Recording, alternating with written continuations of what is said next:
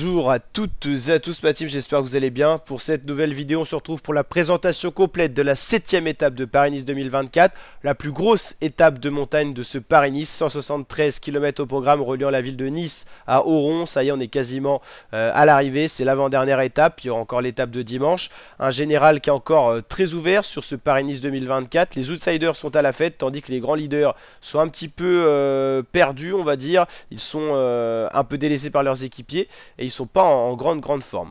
Au niveau du classement général, c'est McNulty pour l'instant qui est maillot jaune avec 23 secondes d'avance sur Jorgensen et 34 sur Luke Flap, Scalmose, Evenpool, Bernal, Almeida, Gall, Terrada, Calderman pour finir ce top 10. Rendez-vous compte qu'on attendait un duel Roglic-Evenpool. Roglic est 11ème à 1,44 et Evenpool est à 1,03. Comme quoi, on a de belles surprises sur ce Paris-Nice et c'est très agréable.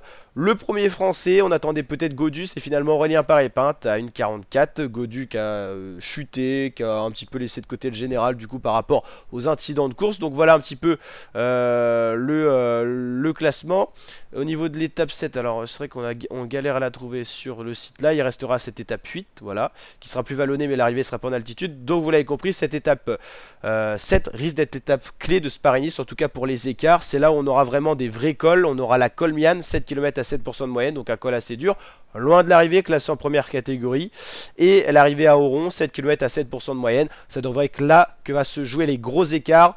Des coureurs vont perdre le Paris-Nice, des coureurs vont potentiellement le gagner à l'issue de cette étape. Vous l'avez compris, il restera encore l'étape 8, mais ça ne sera pas la plus sélective, même s'il y aura encore de quoi faire. Donc les deux étapes clés sont maintenant. Donc on va suivre ça avec attention. Pour le classement du grimpeur, ça va jouer également dans ces deux dernières étapes. Pour l'instant, rien n'est fait. Classement général grimpeur, c'est Mathieu Bourguedeau, le français, de la Total Energy. 10 points d'avance sur Scaroni, 20 sur Buitrago. Et ensuite, on a Pierre Latour qui est classé dans ce classement. Le maillot du meilleur jeune, c'est encore très ouvert. 4 coureurs se tiennent en moins d'une minute. Donc voilà.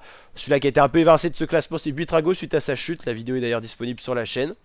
Donc voilà la team, n'hésitez pas à liker si ça vous a plu cette présentation d'étape, à vous abonner, activer la cloche et on se retrouve à chaque fin d'étape pour le résumé complet de chacune des étapes en vidéo. N'hésitez pas à vous abonner pour suivre Paris-Nice en intégralité sur la chaîne, à liker, partager, commenter et je vous dis à très bientôt mes kiffeurs pour de prochaines vidéos. Ciao ciao.